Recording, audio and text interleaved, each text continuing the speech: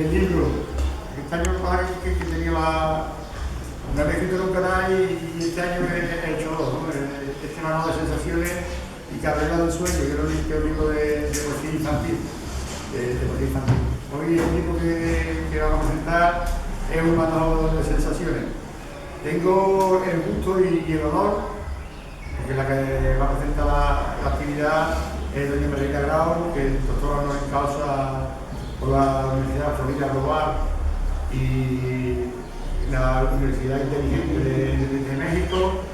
Ella es locutora cubana, más de 50 años de profesión en la locución, y para mí es un honor de que hoy comparta conmigo este manual de sensaciones. Y después tenemos otro invitado muy especial que os lo presentaremos. Vamos a empezar, le doy la palabra a ella. Muchas gracias, buenas tardes. Bueno, hablar bien de gente buena es algo que siempre nos produce una satisfacción inmensa, ¿verdad? Y eso me toca a mí hoy. ¿Usted tiene un micro? No, que sí. Y me toca a mí hoy hablar de José Gabriel Rodríguez Ambrosio. Todos los que están aquí lo conocen y saben a qué se dedica. Nació en Sevilla. Buenas tardes. En el año 66 y ha vivido toda su vida aquí en Guillén, enamorado de lo que hace y poniéndole cada vez más corazón a todo lo que tenga que ver con el arte, con la cultura. Desde siempre se destacó como compositor, poeta, escritor y director de escena, pero además de ello, es un hombre sensible, solidario, el amigo que todos queremos tener, incansable en proyectos creativos de toda clase, siempre en defensa de la cultura. Además, destacando la importancia de la participación popular en los mismos. Eso para él es fundamental. La participación, ustedes lo han visto aquí en las cosas que ha presentado. Un manojo de sensaciones, este libro, de verdad que nos va a dar un manojo de sensaciones a todos como lectores, pero esta es su primera obra literaria en solitario. Anteriormente ha participado en varios proyectos colectivos de poesía, como Sin Sabores, Poetas de la Tierra y Poetas Iberoamericanos del siglo XXI. Este último trabajo, publicado por la editorial Cuatro Vientos de Buenos Aires. Hay que destacar que el poema que da entrada al libro, hay que leerlo 2 o 3 veces realmente. Hay que destacar que este poema, denominado Me Gustaría, pero no puedo, recibió una mención de honor en el 28º certamen literario Manuel Orestes. Digo que hay que leerlo y asumirlo, porque es una gran realidad. Ese poema es una verdad social increíble.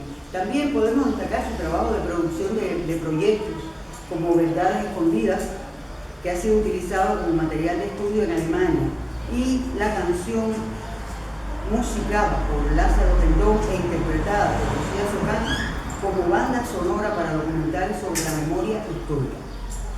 Gabriel es un hombre del mundo del teatro y del carnaval. Por ello, en el año 1989 fundó la compañía Futuro en Marcha. Desde el 2013 ha dirigido un grupo de teatro para adolescentes, para el que ha escrito varias obras de comedia grotesca, como Desde la Andalucía Profunda, Blanquita y los Caballeros de la Mesa Semicircular, y Se Busca un cuarteto políticamente incorrecto. Además, ha escrito 2 actos de la obra Ser Adolescente. Pero hablemos un poco del compositor, ¿no? En la música profesional lleva más de 20 años escribiendo canciones de diversos géneros, con más de 4 millones de copias vendidas, desde música de compromiso para Lucía Socán hasta rumba flamenca para Sombras y Luz y Los del Río, incluso sevillanas para el Mani y para el grupo Los Doñanos. De su libro Un manojo de sensaciones, yo sé que el autor después va a hablar mucho de eso, pero yo, como lectora, quiero decirles que el libro nos convierte en protagonista de los hechos. Son diversas narraciones de cosas cotidianas que ocurren y nos vamos asumiendo el personaje, el protagónico de este libro, en cada uno de los relatos, lo vamos asumiendo. Es muy interesante, porque cuando termina el libro, se nos acabó el libro, hacía falta otro. Así que también estoy pensando, hace falta otro libro. Entonces, bueno, ahora lo dejo con el autor, para que hable de tu libro. Es que tengo que lo de medio. Bueno, pues Una de Sensaciones nace a raíz de toda la historia que teníamos pensada y escrita desde muchos años, y de las circunstancias que ha hecho que conozca a esos personajes directa e indirectamente, personalmente. En este Manual de Sensaciones, pues vamos a tener un paseo, vamos a dar un paseo sobre la realidad de esta sociedad, con unos protagonistas que seguramente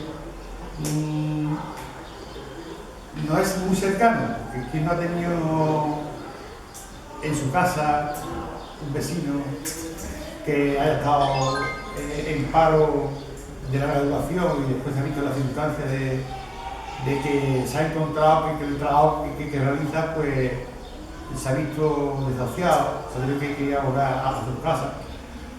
Ese es uno de los relatos.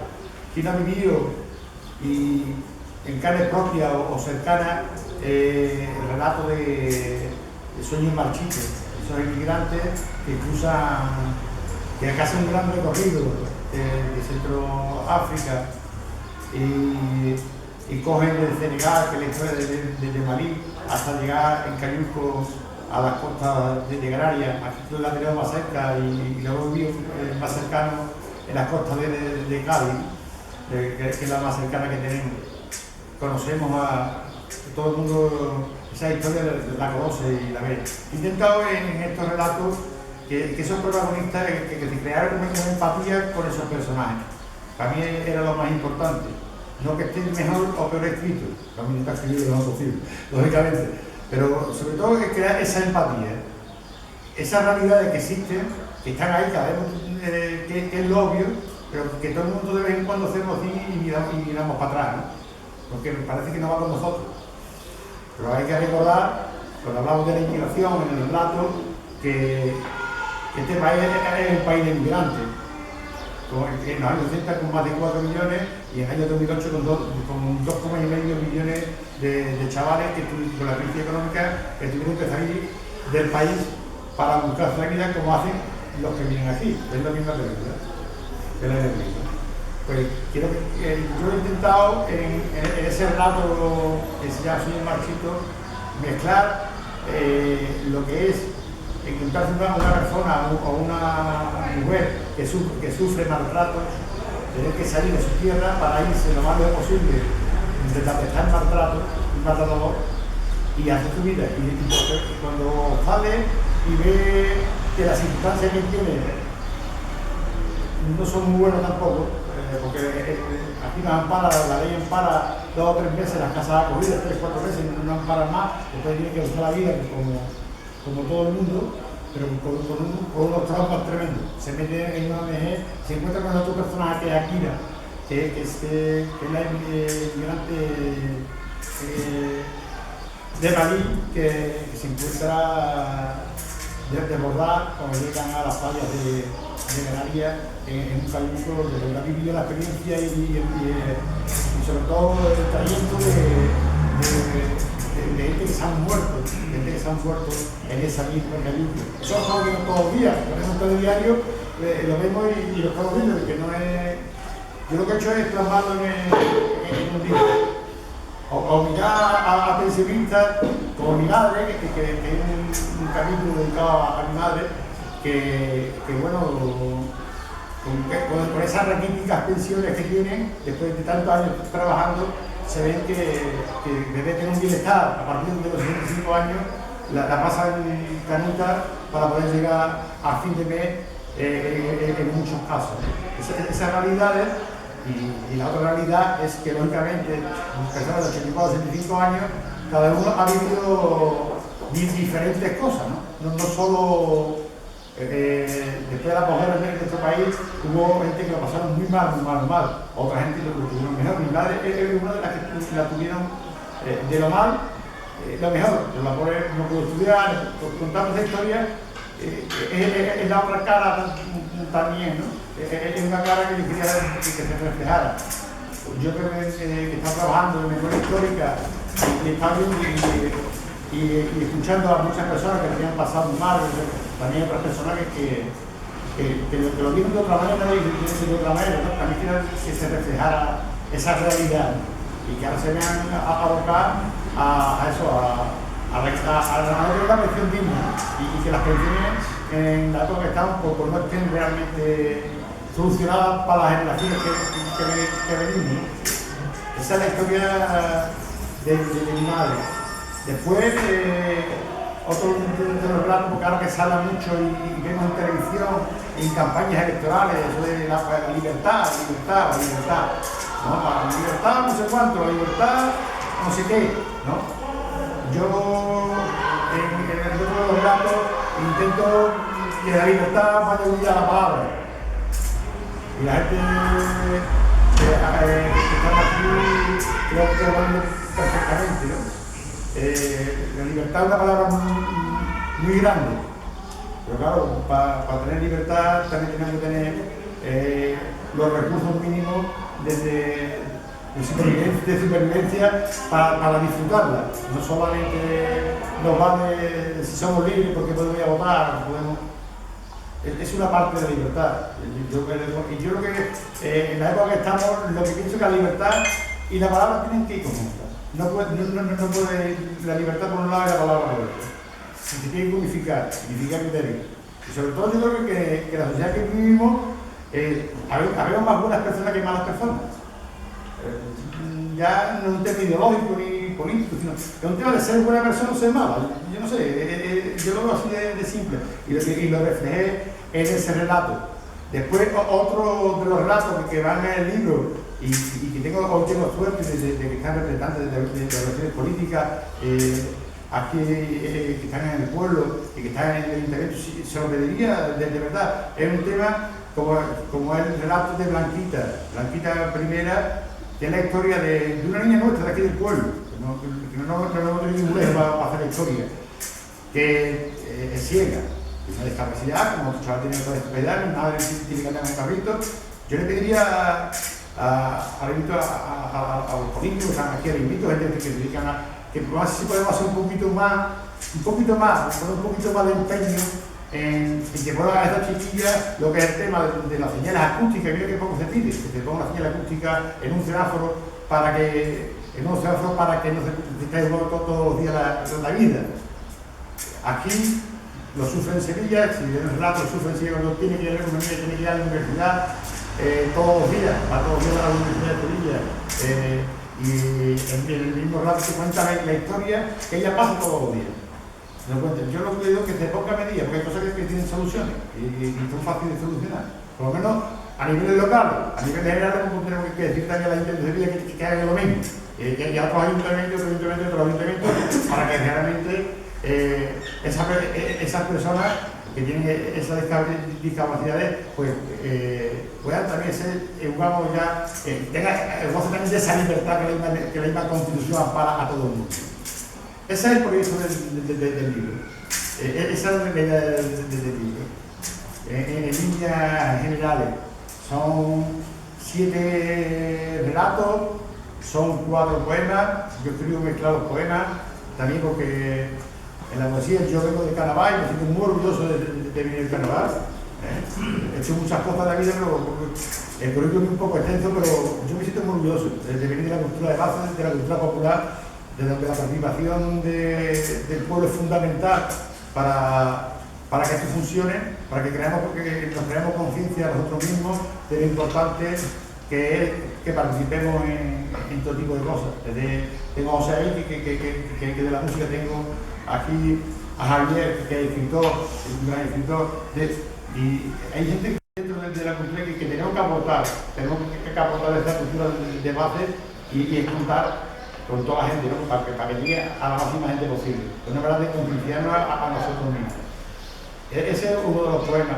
Después otro poema va dedicado a otro terrorismo que está muy metido entre la base y que a todos los años de hablar de él, ¿no? Que es uno de los poemas de cierre y que era una canción de carnaval, pero me era oportuno que fuese en el libro, que era el tema de cuántos miles de trabajadores mueren en su puesto de trabajo. El tema de la desprotección que tienen los trabajadores y el montón de muertos que todos los años en este país, por ir a buscarte la vida, por ir a buscarte el jornal, pues yacen en sus puestos de trabajo. Entonces, para mí, esos eran los temas que yo quería tocar. Y esos temas que nos sentimos, que recordemos que existen, que lo vemos de pasada, pero que de vez en cuando coja el libro. Esto pasa, ¿verdad? Esto no es, cuando he intentado documentarlo con datos, que eso también es importante, para que el libro se quede solamente en la historia que cuenta, ¿no? Sino solamente que también esté documentado con datos, para que esos datos avalen lo que es la propuesta de cada relato. Porque cuando hablamos, como he dicho anteriormente, cuando hablamos de socio, hablamos que son 2 millones de vidas que hay que vacías.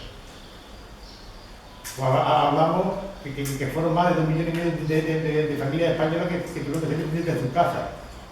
Como hablamos de algo muy serio. El relato lo tocamos de otra manera, lo tocamos, intento de tocarlo, de sensibilizar al lector de que existe que tu vecino lo tiene al lado. O no toca a ti, muchos nos han tocado. No es que... Esa es la idea en líneas generales de lo que es el libro, de lo que es el libro y lo que es transmitir. En las presentaciones, pues la idea era que los temas que estamos tocando en el libro, pues tuvieron más conocimiento ya con datos reales, con gente que luchan, que pelean por esos derechos de los inmigrantes, los derechos trans, que vamos a tocar, que es un relato que estoy invitando especial, que es mío, que ha hecho el relato, que ahora él, le voy a pasar la palabra a él, explicar un poco, hablar del relato de Marcos, para que después pasarle la palabra a Marcos. ¿Se escucha?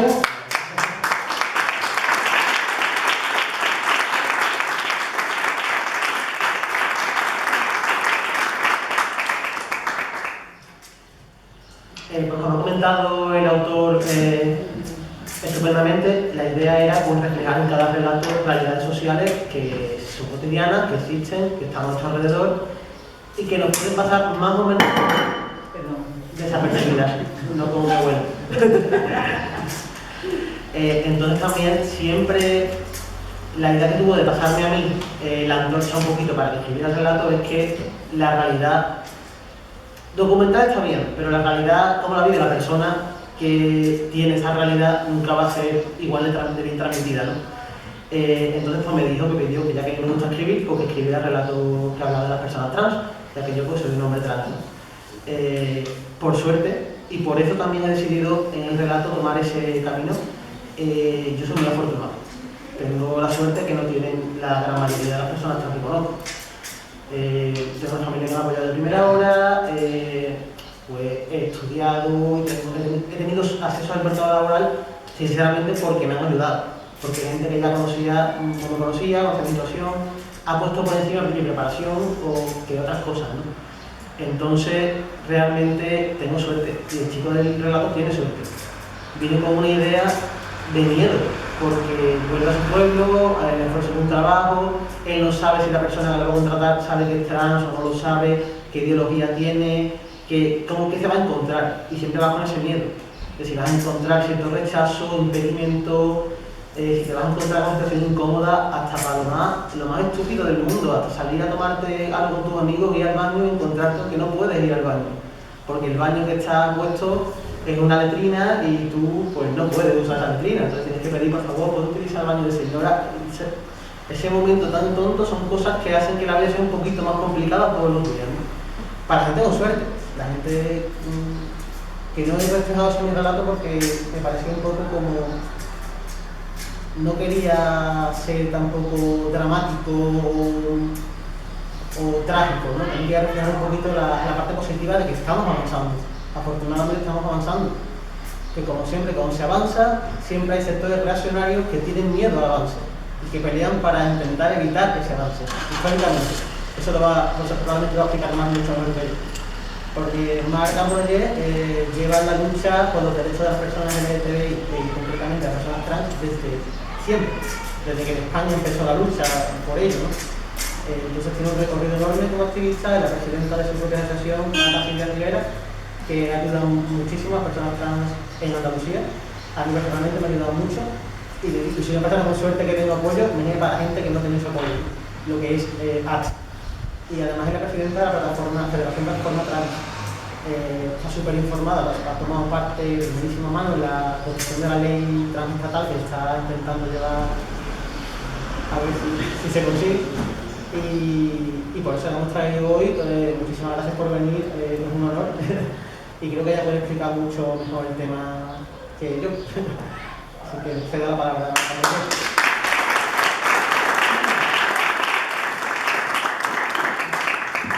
Buenas tardes. En principio quería agradecer a Gabriel, a Yamil, mi presencia hoy aquí, porque para mí es un honor estar acompañada de este gran hombre que para mí es muy importante que la cultura sea una herramienta para la sensibilización, para la comunicación de hechos vitales, y no desde la equidistancia, sino desde una reflexión crítica.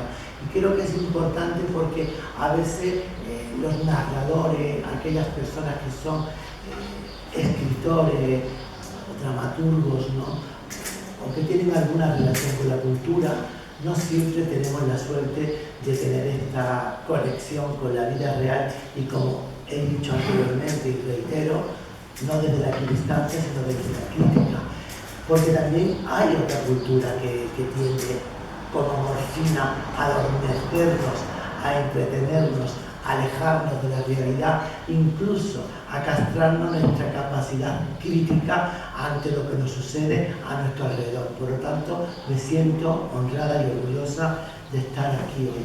Y en cuanto a lo que ha dicho Yamil, a mí me gustaría, porque voy a empezar a hablar las personas trans o las identidades trans, como a mí me gusta llamarle, y me gusta llamarle identidades trans porque no me gusta encasillar solamente. Las personas trans somos como el resto del mundo, un grupo muy diverso y muy heterogéneo, no somos un grupo homogéneo, por eso me gusta hablar de identidades, no solamente de una identidad, no somos botellas todas iguales, cada persona es distinta, cada persona tiene unos sentimientos, vive, se desarrolla, siente y se identifica y realiza su identidad como personalmente quiere. Por lo tanto es absurdo y es negativo incluso, no solamente para nosotras, yo creo que para todo el mundo. No todos los hombres son iguales ni todas las mujeres son iguales. Creo que la diversidad es una herramienta que la naturaleza nos dota para diferenciarnos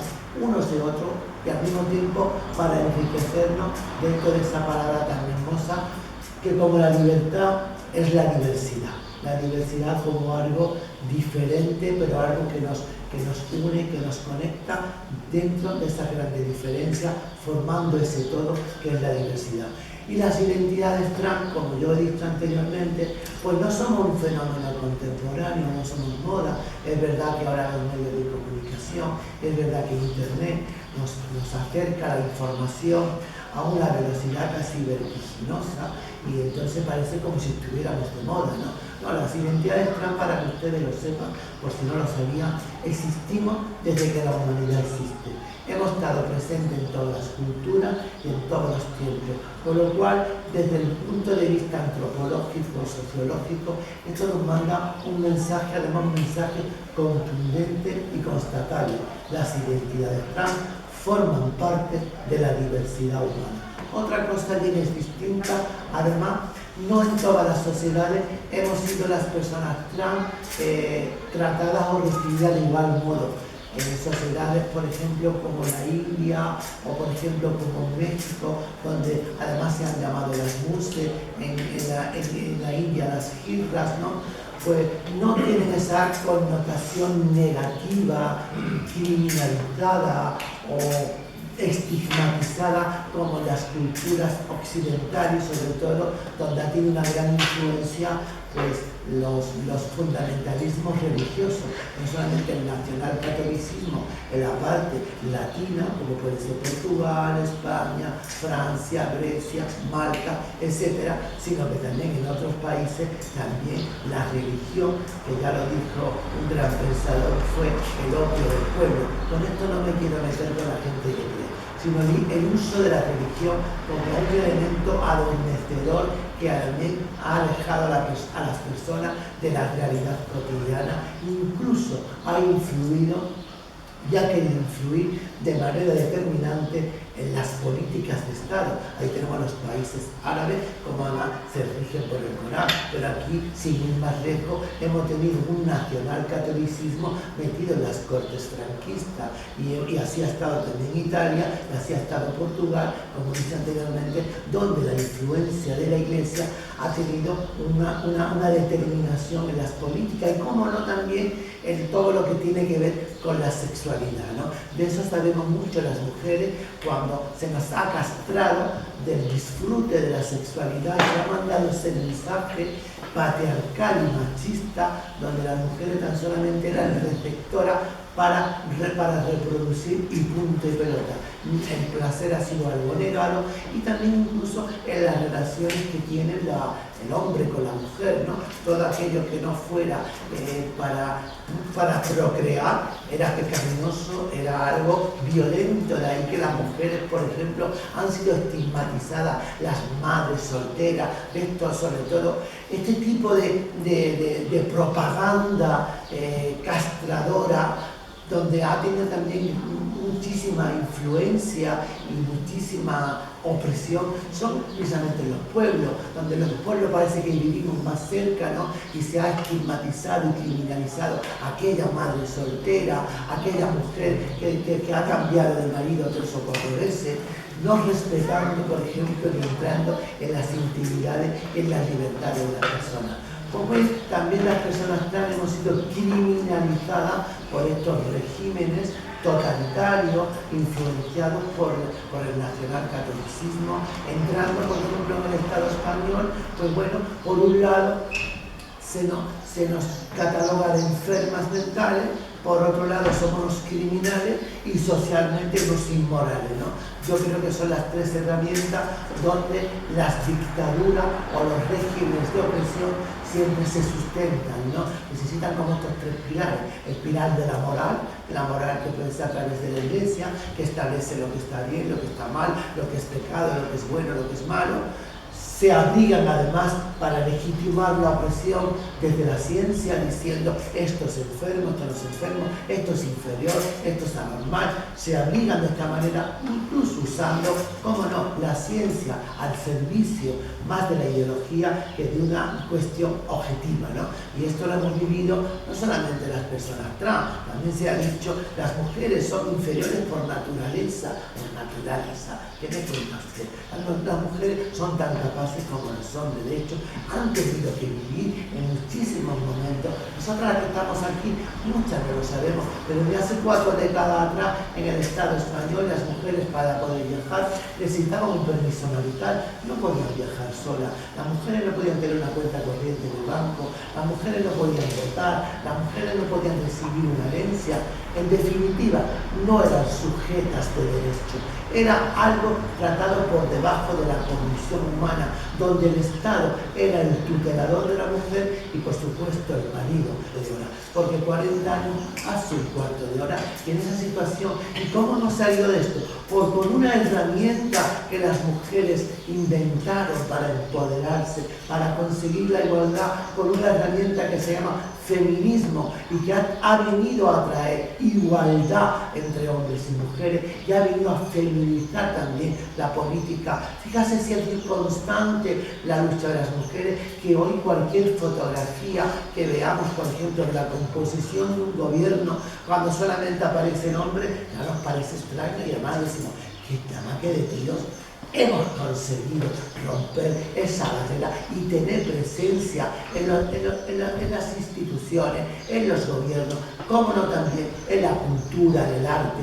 Muchas mujeres tuvieron que escribir con un seudónimo una obra de arte, un libro, porque era un patrimonio de los hombres. En definitiva, las mujeres vivieron y vivimos en un hombre, en un mundo pensado por hombres, solo por hombres y hecho para hombres, donde las mujeres hemos tenido que luchar por conseguir esa igualdad. ¿Y por qué estoy explicando esto? Por la similitud que tiene con el colectivo trans. Las personas trans vivimos en un mundo mayoritariamente de personas no transexuales, pensado por personas no transexuales y para personas no transexuales.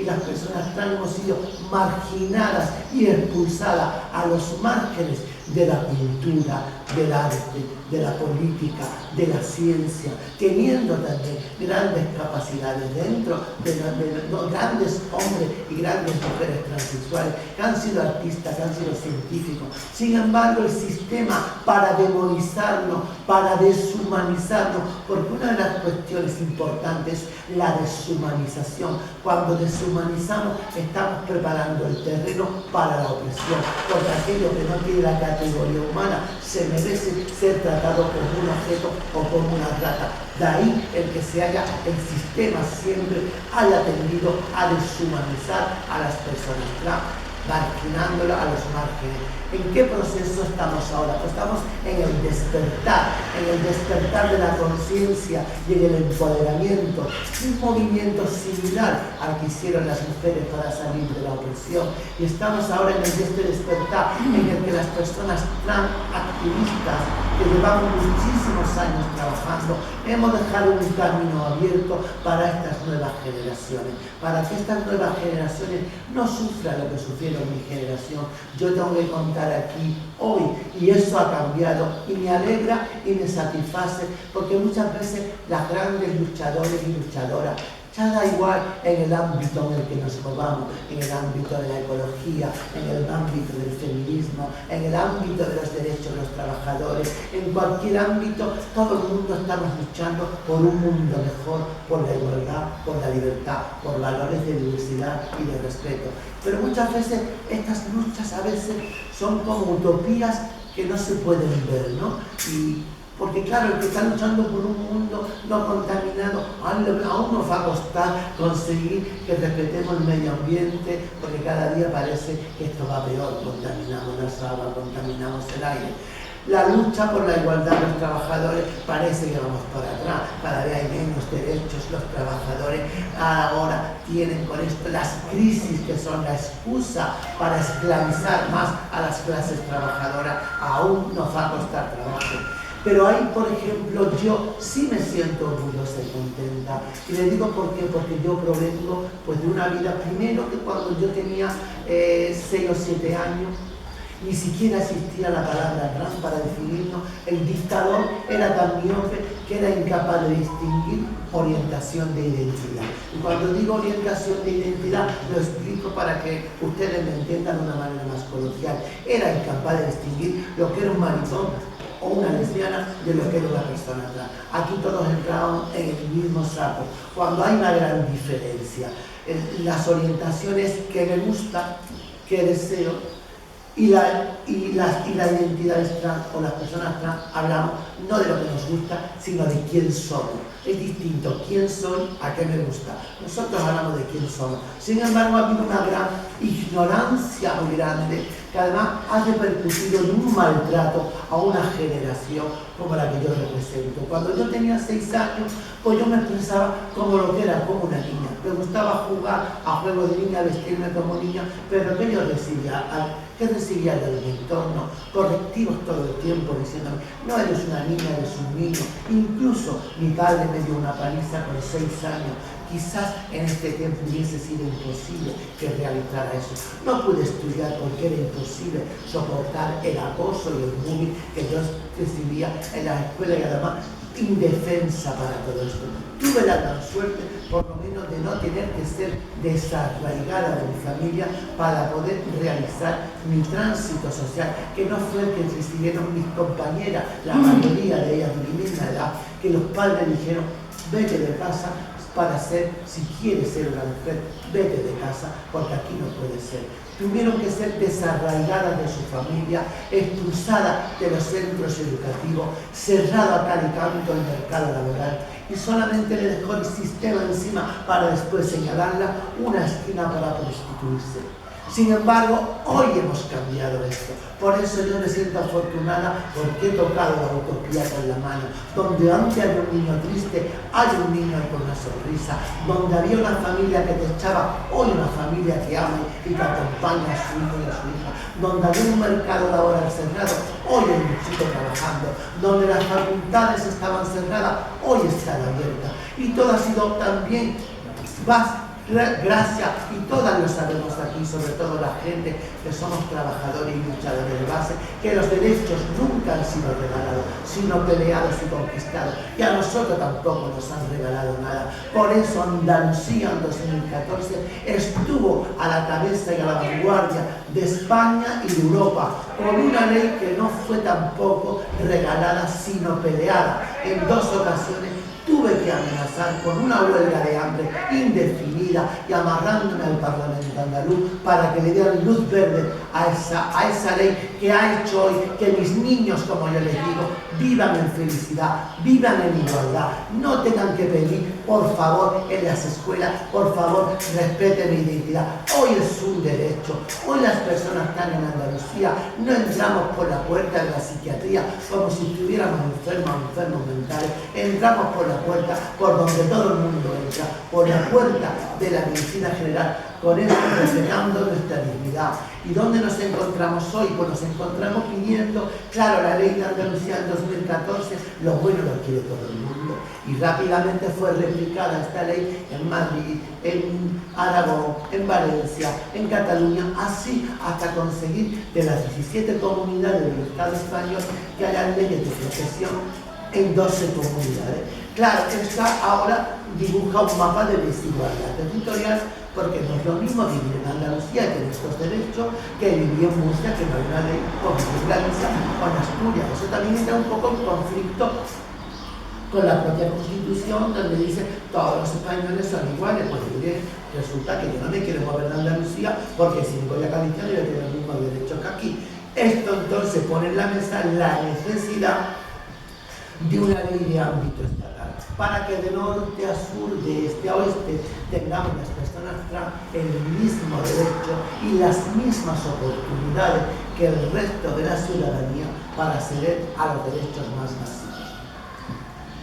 Y también, ¿por qué hace falta una ley transestatal? Porque las comunidades tienen techos competenciales.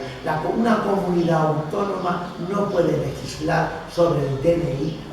Eso solamente lo puede hacer el Ministerio de Justicia, depende del Ministerio de Justicia. O, por ejemplo, para que haya protocolos en todo el Estado español, en todos los centros educativos, en todas las universidades, para que se respete la dignidad y la identidad de las personas trans, pues hace falta también que se haga desde una ley de ámbito estatal, o incluso para hacer también políticas activas en el empleo. Mire, las personas trans muchas veces se ha escuchado decir, sufren unas altas cifras de paro, ¿no? ¿Viste? Paro, porque paro es tener acceso al mercado laboral y vivir por unas circunstancias especiales una situación de crisis donde no puedo acceder al mercado laboral, como le puede suceder a millones de personas en el Estado español ahora que están en paro, o haber tenido un trabajo y haberlo perdido. No, mire usted, nosotros no tenemos paro, nosotros tenemos exclusión laboral, que es peor todavía, es cerrado el mercado para las personas trans por el hecho de serlo. Y eso sí que es una cuestión que los estados tienen la obligación de remover cuantos obstáculos impidan que las personas accedan en igualdad de condiciones a los mismos derechos. Por eso la necesidad de esta ley, de una ley que no solamente va a tener un efecto sobre un aspecto de la vida, sino que nosotros hemos tenido la capacidad de analizar en qué situaciones nos vemos desiguales, en el empleo, en la educación, en la salud, en la protección de las infancias, para que estos niños de hoy no le pase lo que me pasaba a mí, para que un padre que le dé una paliza a un niño, que eso ya sucede hoy, el Estado protege a los menores del maltrato físico, todos lo sabemos, ¿verdad? Que si los servicios sociales se enteran que una familia o unos padres le están pegando a sus hijos, le pueden quitar la custodia del hijo, siempre porque el Estado tiene que velar para que prevalezca el interés superior del menor. Cuando tiene un niño o una niña unas condiciones no saludables o higiénico-sanitarias o alimentarias, o que tiene un absentismo escolar, los servicios sociales entran en una acción por parte del Estado para prevalecer los derechos de ese menor y que ese menor tenga las garantías para un desarrollo emocional equitativo y libre que no le perjudique en su desarrollo y en sus habilidades humanas. ¿Qué pedimos con la ley? Pues igual, pedimos igual con la ley que las infancias trans estén protegidas también por el Estado, que cuando nos enteremos, mire, hay un catedrático de sexualidad infantil que se llama Félix López Sánchez, que un día en un foro en la Universidad de Salamanca dijo unas palabras muy contundentes que fueron titulares de todos los periódicos y él decía que no permitirle a un menor desarrollarse libremente debería de estar equiparado a un maltrato físico. ¿Y qué verdad tenía? Tenía mucha verdad, porque igual no es una paliza, pero es un maltrato psíquico que tú estás dejando marcar a una persona por el resto de su vida, con una carga que no se merece, porque aquí venimos todas y todos para ser felices en la vida y para desarrollarnos humanamente. Con lo cual, por eso también queremos que en la ley trans las infancias estén protegidas. Por eso es una ley integral, porque quiere que las infancias estén protegidas, porque quiere que en la educación estemos protegidas contra el acoso y el bullying, porque quiere que en la salud no nos traten como enfermas ni enfermos mentales y entremos por la puerta donde entra todo el mundo, porque queremos políticas de empleo para romper esa exclusión laboral. Y esto es una ley que no viene a reconocer derechos nuevos ni a quitarle derechos a nadie, a dárselo y a reconocérselo a quien no los tiene. Mire, con esta ley, y yo no sé si algunas de ustedes y algunos de ustedes han escuchado muchísimos bulos que se han dicho sobre la propia ley, y no es tampoco nada casual. Creo que eso es un mecanismo viejo y que se repite siempre que cualquier grupo humano en la vida ha perdido igualdad. Cuando los negros quisieron salir de la esclavitud, los blancos dijeron, estos negros vienen a quitarnos derechos, y los negros no vienen a quitarle derechos a los blancos, querían vivir con la misma dignidad que los blancos.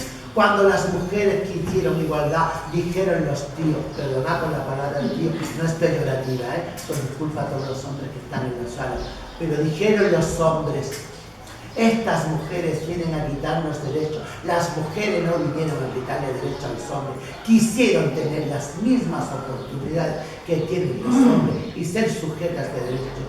Y cuando los gays quisieron casarse, también vinieron teorías apocalípticas. Hasta en una ocasión la conferencia episcopal llevó contra Zapatero 1,5 millones de personas a Madrid a manifestarse contra esa ley. Con eso os quiero decir, ningún avance importante en el periodo de la democracia de España, como es el divorcio, como es el aborto, como es el matrimonio entre personas del mismo sexo, han sido exentos de grandes teorías apocalípticas. Tampoco lo es la ley trans, pero quiero decirlo con toda sinceridad y aquí estoy para responder a cuantas dudas y a cuantas preguntas tengan ustedes. La ley trans no viene a quitar derechos a nadie ni a reconocer derechos nuevos, viene a que las personas trans tengamos igualdad de oportunidades para acceder a todos los derechos que he dicho anteriormente, al trabajo, a la salud, a la educación, a estar protegidas por el Estado. Y con esto solamente me gustaría agradecer la audiencia, y aquí estoy para responder de manera amable, educada, otras preguntas que ustedes tengan al respecto. Muchísimas gracias.